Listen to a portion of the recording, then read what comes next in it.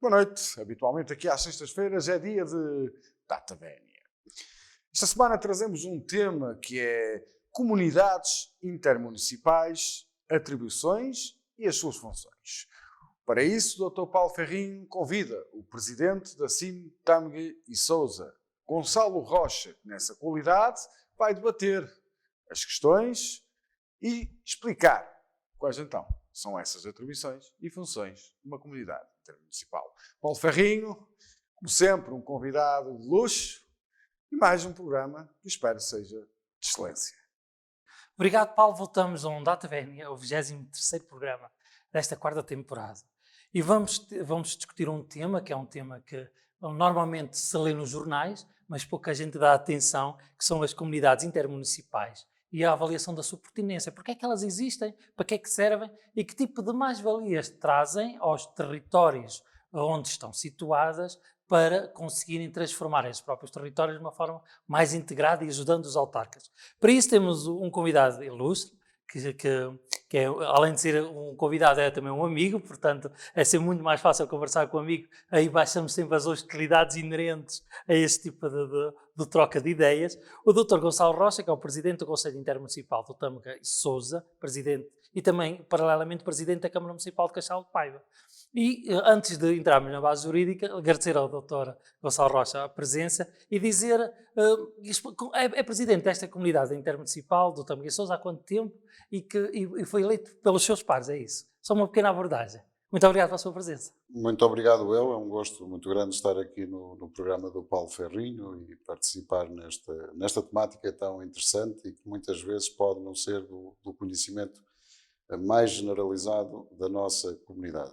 Como disse bem, estou na presidência do Conselho desde o início do ano passado, portanto, nesta segunda parte deste mandato autárquico, sucedendo ao meu colega Armando Morisco, Presidente da Câmara de Sinfãs, que aliás fez um magnífico trabalho no primeiro biénio do mandato, com o seu registro acutilante e dinâmico, mas também ele congregador e, portanto, fez de facto um trabalho notável e merecedor do nosso maior elogio.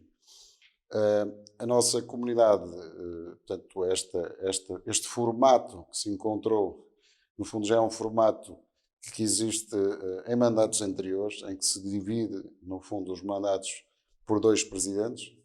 Num anterior já estive também com o anterior Presidente da Câmara de Felgueiras, com o Inácio Ribeiro, e que eu nesse mandato fiz a primeira parte desse mandato. Aliás, estive associado a um trabalho que nos foi bastante duro e exigente na preparação deste quadro comunitário que está quase a terminar.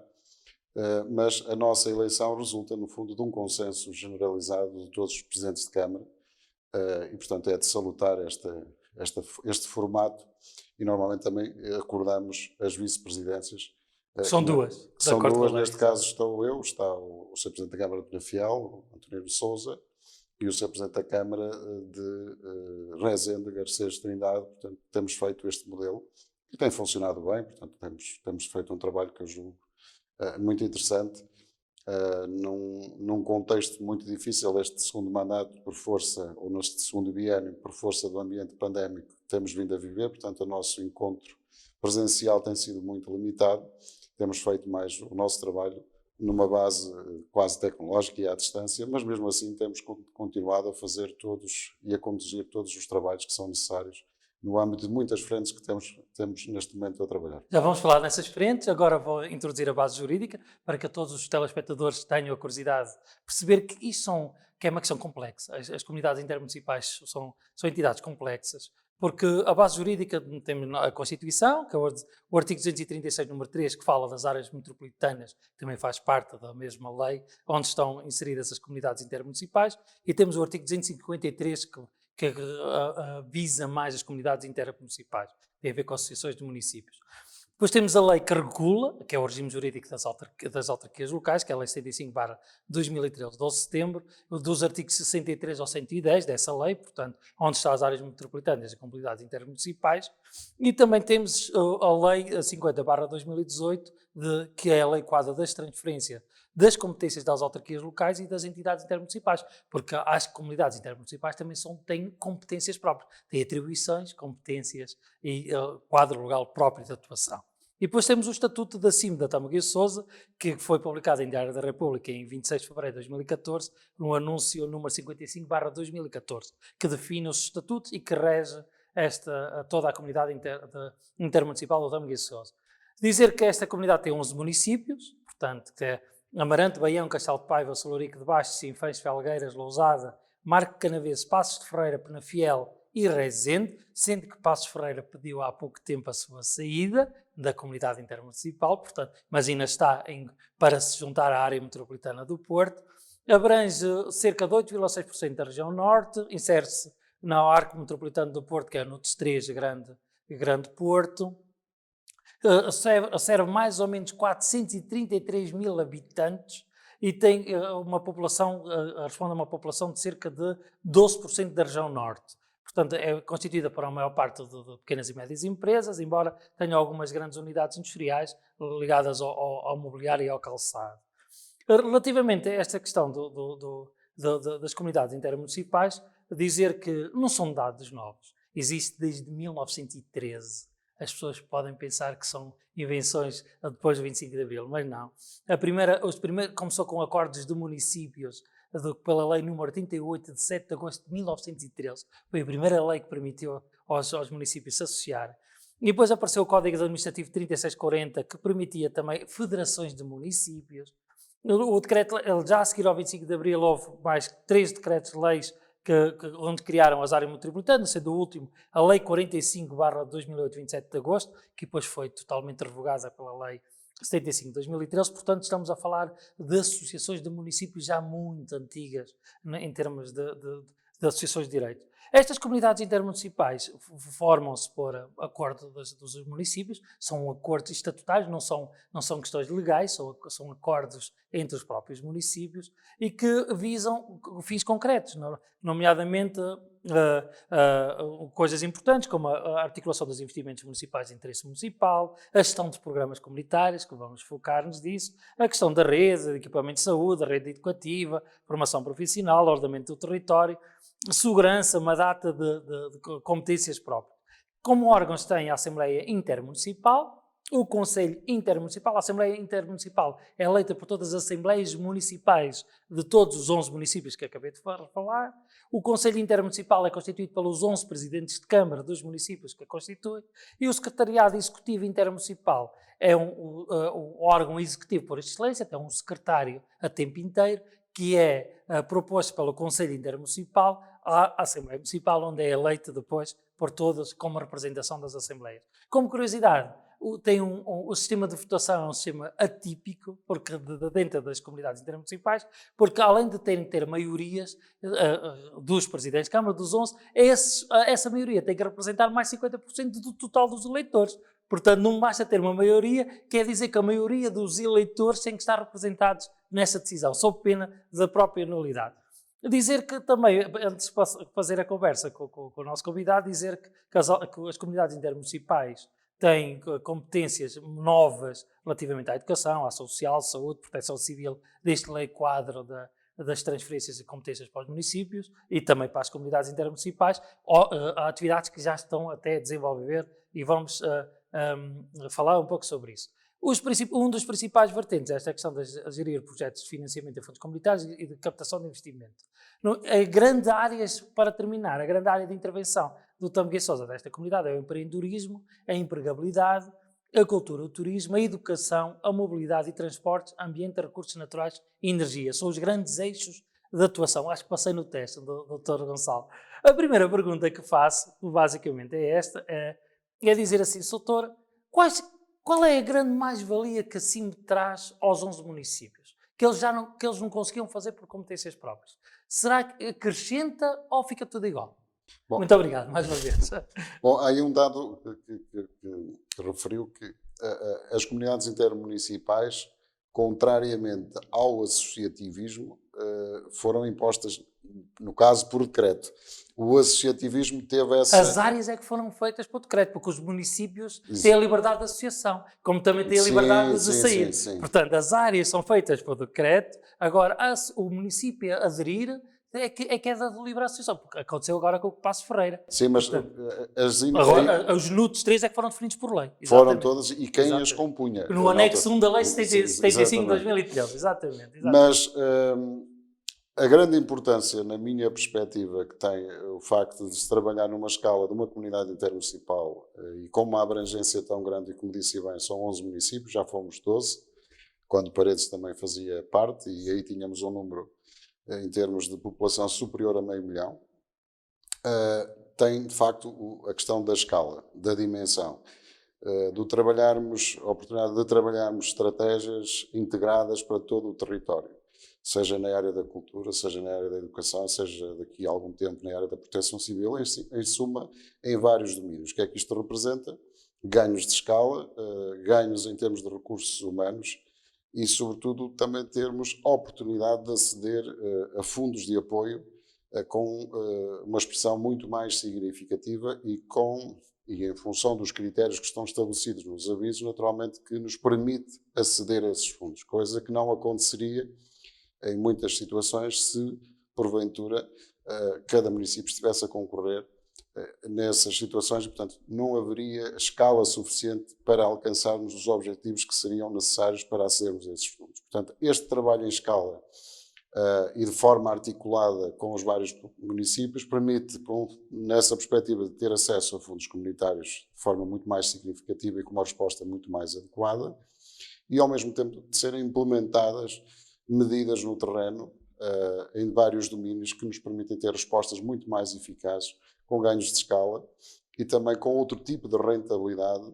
para o próprio território. Portanto, nessa medida, julgo que as comunidades têm tido um papel fundamental e também permite ter esta autonomia, porque quanto mais capacidade tivermos, mais capacitação tiver as comunidades intermunicipais, mais seguramente a administração central coloca competências ao nível destas estruturas intermédias do Estado. No fundo, é disto que estamos a falar. Portanto, temos maior proximidade na gestão, na nossa autonomia e no poder de decisão.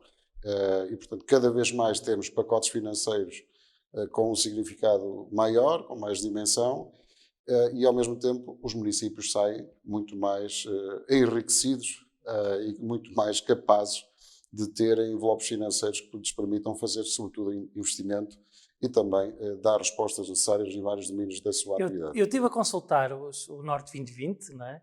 E de 2015, desde 2015 a setembro de 2020, que é aquilo que está publicado, eles têm atualizado a 28 de fevereiro de 2021.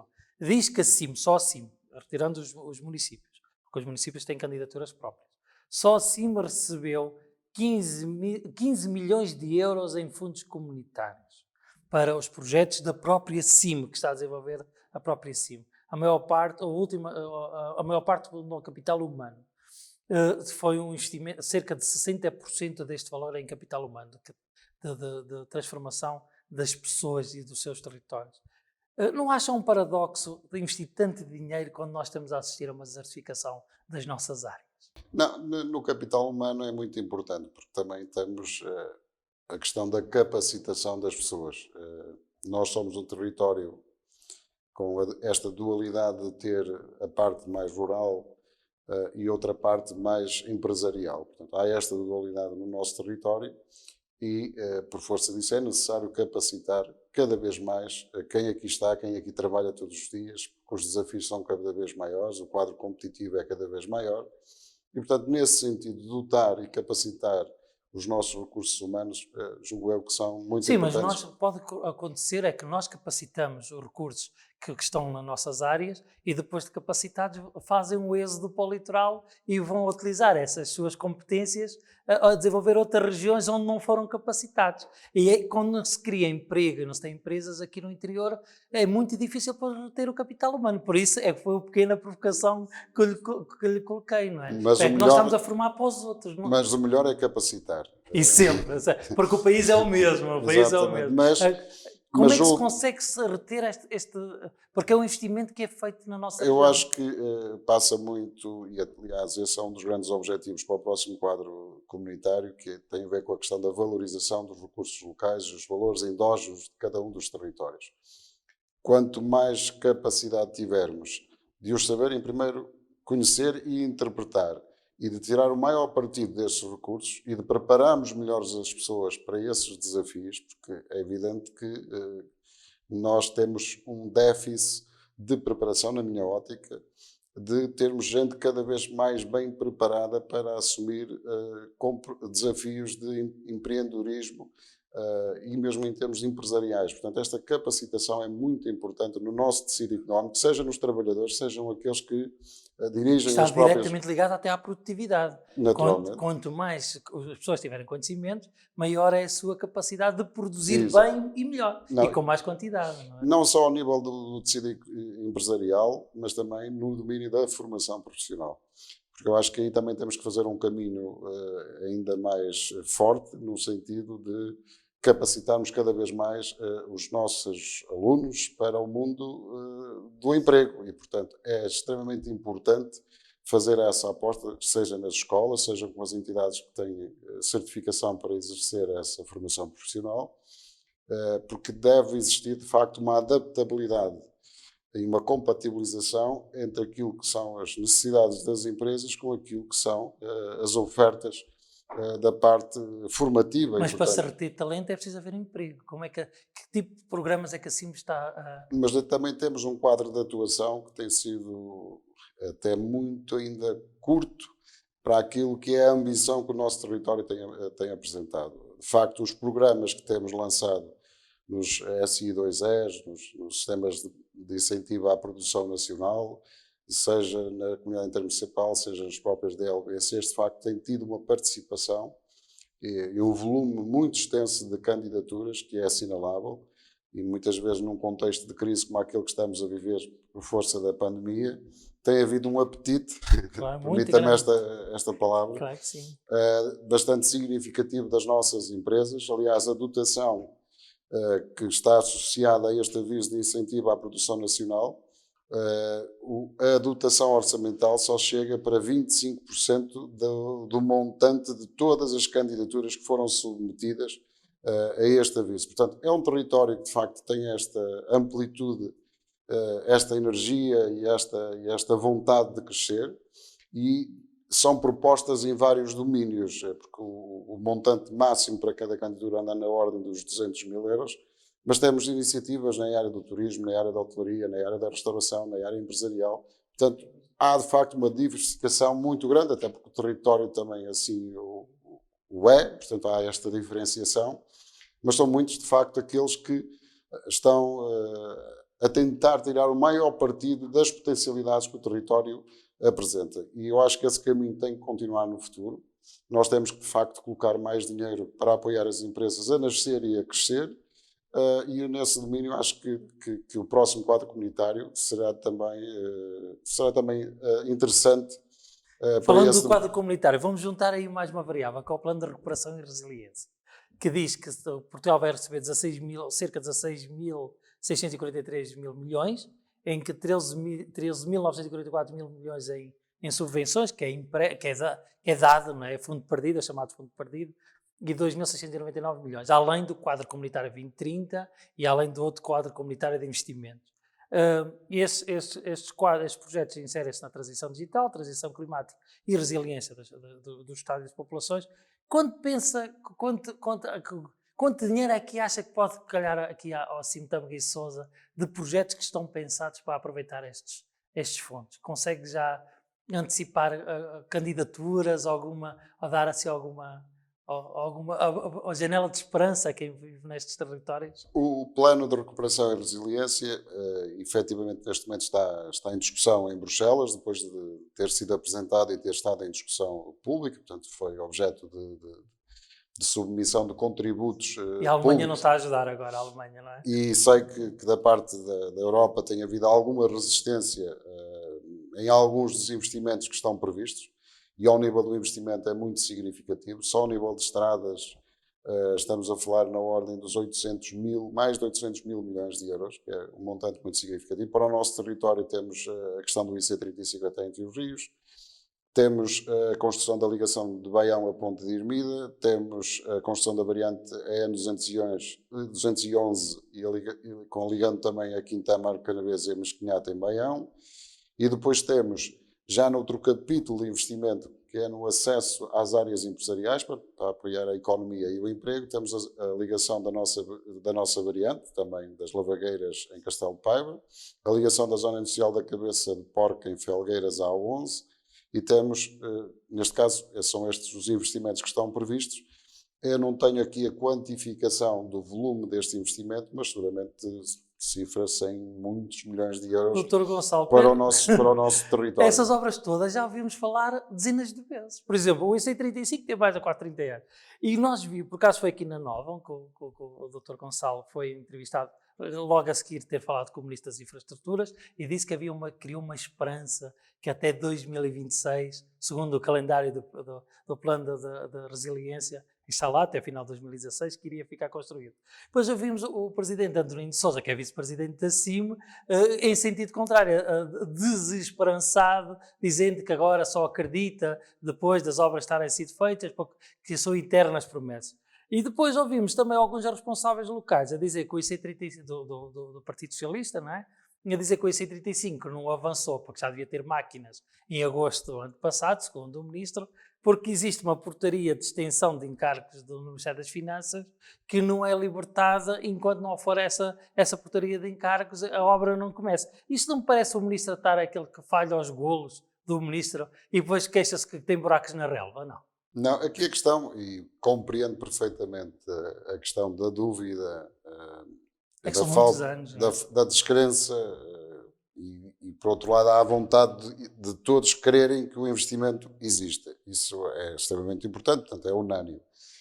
Aqui a grande importância que tem a alocação destes investimentos no PRR, portanto, na tal bazuca, é que, de facto, aqui há um compromisso deste governo, há uma atenção deste governo para com o nosso território e com estes investimentos, e garantindo, assim, o seu investimento a 100% e com uma baliza temporal de 2026. O que eu espero é que, naturalmente, a Europa se convença que estes investimentos não são extemporâneos, nem são supérfluos.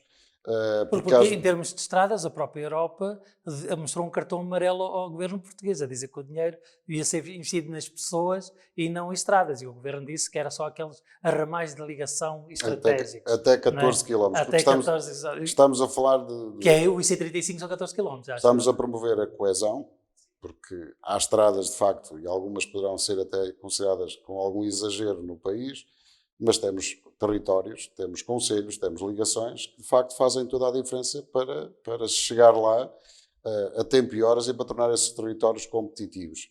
E são pequenas ligações. E, portanto, é esta a postura que o Governo está a adotar junto de Bruxelas, fazendo entender que o país precisa de ter estas ligações porque não tem outras em condições de dar resposta às pessoas que lá vivem e às suas empresas.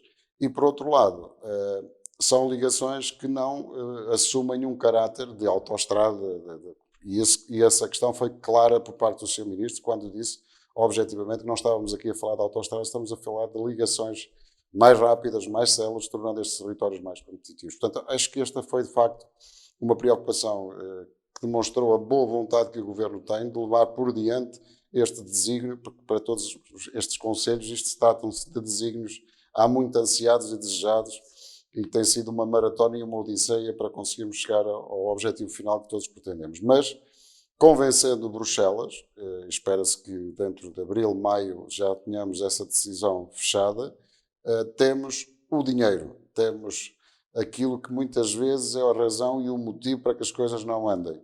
O que vai ser necessário, como tenho dito várias vezes, é que, de facto, a máquina do Estado, todos os organismos do Estado que participam nos processos de contratação, no processo de parceiros, sejam céleres, que haja aqui excepcionalidade, não desviando aquilo que é o essencial da transparência, da equidade, que naturalmente tem que nortear sempre aquilo que é o comportamento da administração pública e de quem a dirige, mas há aqui um regime que, na minha ótica, é importante que seja colocado para que se consiga concretizar este plano em tão curto espaço de tempo.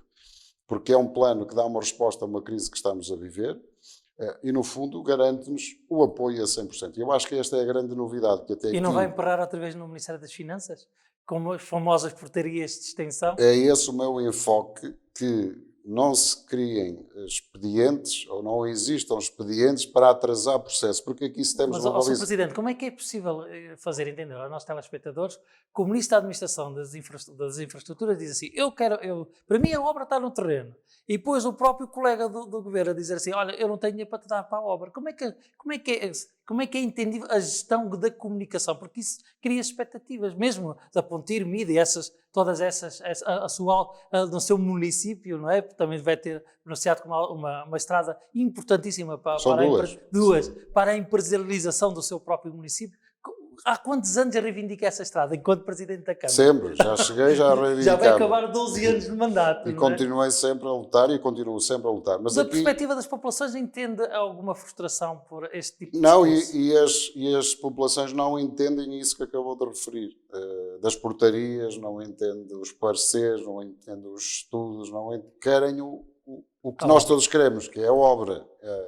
Agora, o que quero dizer e reforçar é que, efetivamente, aqui, quem tem mais responsabilidade no arco da governação tem que assumir isto como um desígnio nacional. Se temos aqui uma oportunidade, temos o dinheiro, que tantas vezes se diz que não há dinheiro, e quando não há dinheiro não se pode fazer. Neste caso, se temos o dinheiro, se confirmar que de facto estes investimentos estão lá dentro e que vão ter o financiamento, ficaríamos todos muito mal na fotografia, ficaríamos todos rotulados de incompetentes e de incapazes de dar uma resposta que é tão necessária para o país e sobretudo para estes pequenos territórios, porque isto não estamos a falar de facto de autoestradas, estamos a falar de ligações que são necessárias não só para o tecido económico, como aqueles que querem aceder aos hospitais centrais, como querem aceder a ir a um tribunal central e aceder a qualquer serviço ou a qualquer destino que precisem, e portanto são importantíssimos e para diminuir mesmo a sinistralidade que tem apoquentado e preocupado quem cá vive, e portanto isto não pode de forma alguma ter um retrocesso, tem que se assumir. E eu também acredito muito nesta já agora nesta podia frescura inserir a linha do Val do Sousa também, que é uma questão da descarbonização, não é? Que é porque são menos caros entrar na cidade do Porto ou na área metropolitana do Porto, e que têm quase todos os autarcas a reivindicar, e supostamente já está no plano. Acha que pode ser paralela à sua construção até 2026, como... Não está no plano... Não está no Plano Nacional de Investimentos, 2030, exatamente. O PRR não incorpora está, algum investimento, e alguns já significativos e apresentados no âmbito do metro do Porto, e que alguns já tiveram apresentação pública. No caso da linha do Val de Sousa, que incorpora municípios da comunidade intermunicipal do Tâmega e Sousa, alguns deles, e outros também da área metropolitana do Porto, que neste momento está em fase de estudo e está a ser objeto de um protocolo com as infraestruturas de Portugal e com estas entidades e com estes municípios, já está sinalizado e incorporado no Plano Nacional de Investimentos até 2030.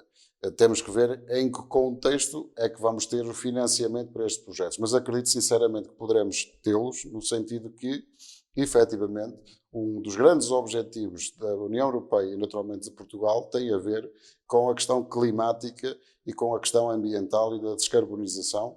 E, portanto, nesse sentido, eu julgo que é um projeto que tem pernas para andar, que fará seguramente o seu caminho, mas este não está, para já, pelo menos, no plano de recuperação e resiliência, porque também não havia ainda o projeto e, portanto, não havia trabalho de casa feito que permitisse... Mas é uma aposta para a própria CIM do Tâmega e Sousa. Sem dúvida nenhuma, e que merece o maior aplauso, porque, de facto, há aqui uma mobilidade diária de gente do nosso território que vai para o Grande Porto, e as pessoas do Grande Porto também vêm para o nosso território, e, portanto, há aqui, efetivamente, uma oportunidade ainda de nos ligarmos com mais força com a zona do litoral e com esta dinâmica que é diária, mas que tem neste momento as limitações e que está muito associada ao transporte rodoviário. Não podia deixar, estamos a quase praticamente a terminar, para perguntar, vai sair da autarca como Presidente de Câmara, faz os seus 3 mandatos, a lei de limitação dos mandatos autarcas não permite.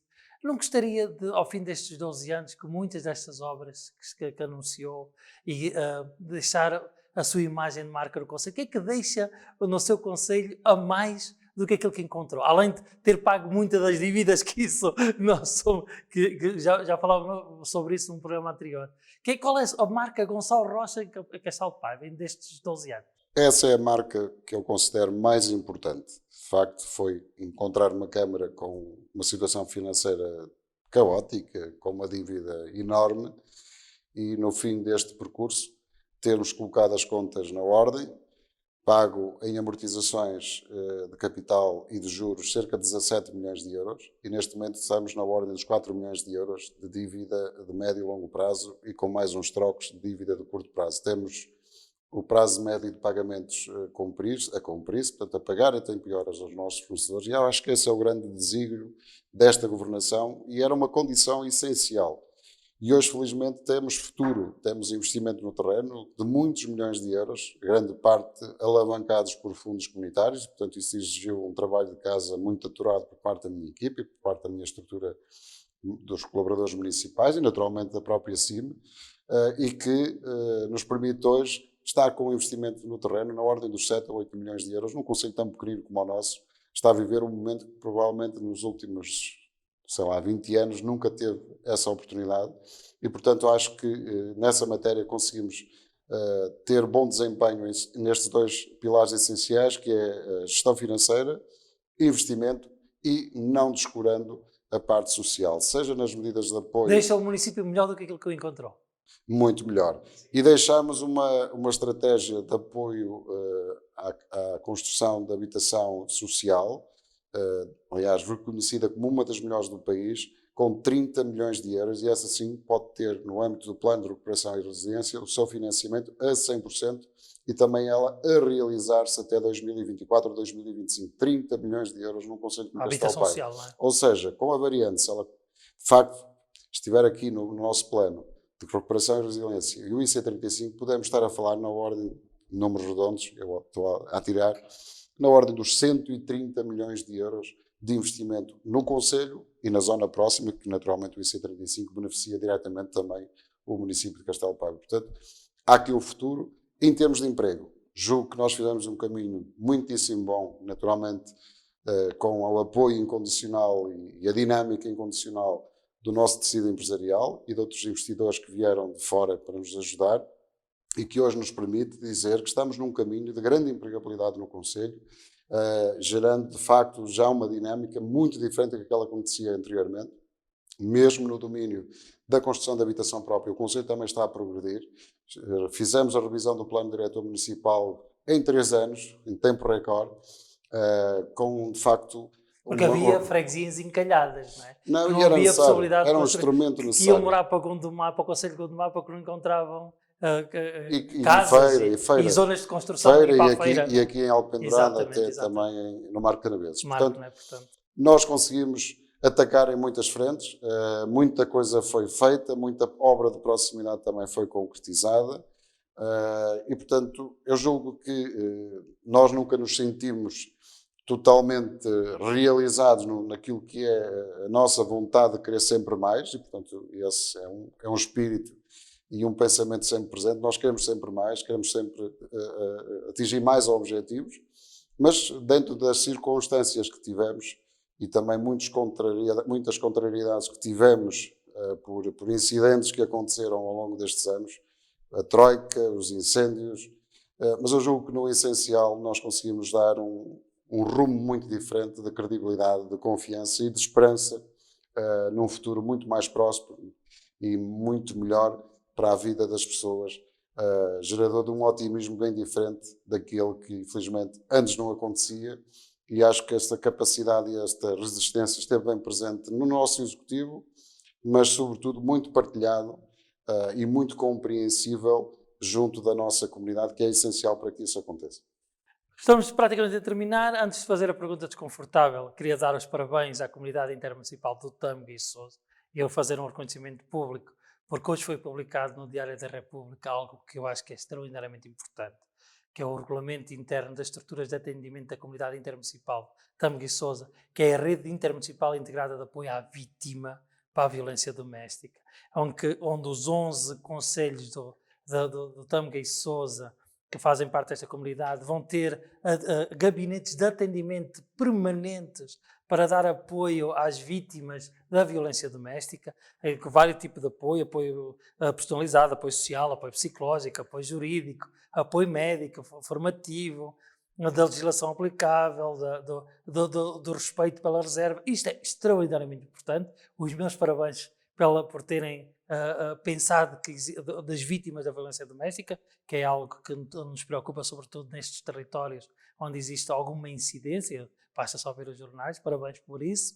Agora, uma private joke, que é a dizer ao seu presidente da comunidade para atualizar o site também, porque a lei que está no site que diz que rege a comunidade já foi revogada, portanto é só para atualizar. Que é para atualizar, quem faz a procura do site é que é para não ser induzido em erro, que aparece a lei 45/2008 e depois a lei 75/2013 e só devia de aparecer a outra, ou fazem um resumo histórico, Muito ou bem. então colocam o último. E a pergunta desconfortável é se sou presidente da CIMA e também presidente da Câmara de Castelo Paiva, que vai sair agora, se sente preparado a gerir uma empresa pública ou da região, porque pelo facto de ter granjeado também muita experiência nestes territórios e ser um conhecedor profundo destes territórios. E há empresas que precisam de gente da região. Por exemplo, as águas, que cria sempre muitos problemas. Sente-se preparado? Achava que era um desafio importante para si? Continuar dentro da administração pública, mas dentro da gestão. Não, a minha vida naturalmente tem que Exatamente. continuar. Sim, é professora de formação, não é? Mas trabalhava no Exatamente. meu serviço de origem, o meu emprego de origem é num instituto público, trabalhava na loja de cidadão de Aveiro. Naturalmente que, estando a chegar à reta final deste mandato, essa questão coloca-se, como é evidente, porque, como dizia há pouco, a minha vida tem que continuar, tenho que ter sustentabilidade para mim e para a minha família. E naturalmente que estarei sempre receptivo aos desafios que me forem colocados e se estiver e sentir-me preparado para o efeito, naturalmente que não vou dizer que não, mas neste momento ainda não se coloca nada em concreto, estamos ainda a trabalhar os últimos dossiês. Não, isso é dossiês. aproveitar os bons autarcas para continuarem ligados ao serviço público, não é? Não é tentar-lhe arranjar emprego. Não é isso. Não, eu percebo a pergunta e eu percebo. O que quero dizer é que, de facto, não vou dizer... vir gente fora dos outros concelhos para nós, que não conhecem depois as idiosincrasias, a população, os territórios, acaba por se perder mais valias que podia ser gente da região, que tem experiência, que tem competência, o presidente mostrou competência. Sinceramente, ainda não ponderei essa questão, nem tive qualquer pensamento a esse nível. O que eu disse há pouco, de facto, é verdade. Se surgir alguma oportunidade que eu ache que me identifique, que eu possa ser útil e que possa ter um desempenho competente, porque naquilo que eu me meto e abraço gosto de dar uma boa resposta e, portanto, eu acho que esta experiência que tive foi, de facto, extremamente enriquecedora, que muito me orgulhou e orgulha, e foi para mim uma honra ter tido este privilégio de ser escolhido para gerir a Câmara Municipal de Castelo Paiva, mas a vida tem que continuar com toda a naturalidade. Nós, os políticos, são pessoas que têm as suas famílias e que eu julgo que o meu espírito, que sempre norteou desde a primeira hora, foi servir bem, serviço público. E se continuar a fazer o serviço público, quero continuá-lo sempre a fazer bem e com a consciência plenamente tranquila de que estou a dar tudo o que sei e que posso para que se faça bem em prol das pessoas. É essa a nossa missão, a nossa função. É um fascínio que me surgiu desde novo de prestar serviço público.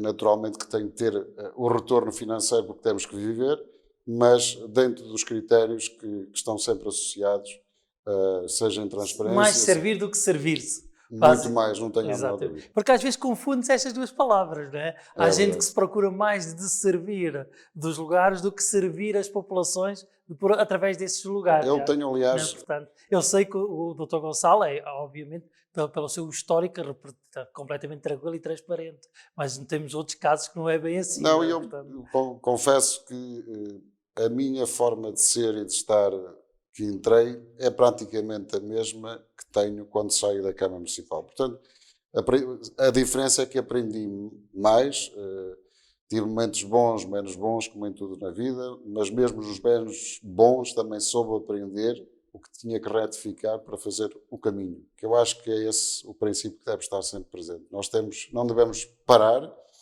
ou quando pararmos é para mudar alguma coisa, mas temos de estar sempre no caminho ascendente, porque é lá à frente que estão os objetivos finais para chegarmos lá. Portanto, não podemos, na primeira dificuldade, parar e desistir. Portanto, andar para a frente, com otimismo, envolvendo as pessoas, e a nossa missão também no fundo, conciliar, mas ser arrojado e corajoso para que as coisas aconteçam, porque no produto final as pessoas vão gostar e vão estar contentes e satisfeitas com aquilo que se conseguiu. muito obrigado, Dr. Gonçalo. Foi um gosto, mais uma vez. Foi um prazer. Desejo as maiores felicidades, os maiores sucessos a partir do final de novembro, não é? É isso que se espera, do final de dezembro, não é? Que é a tomada de posse dos novos Presidentes de Câmara. Dos novos presidentes de Câmara.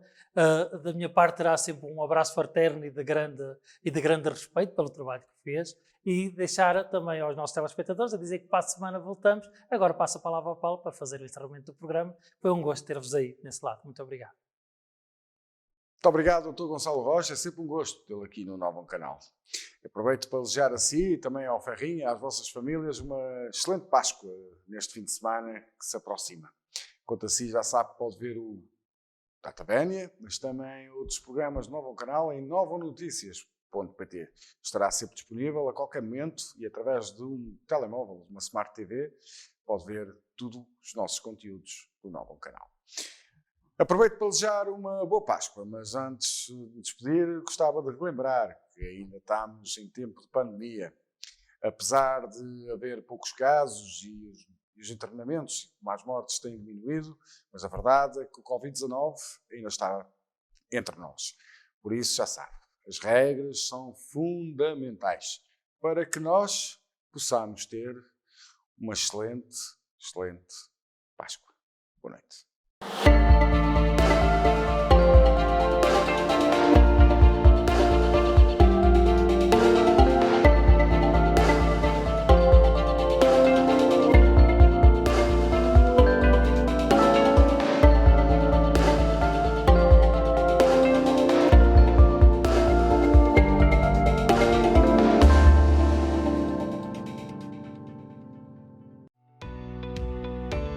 Novo Canal.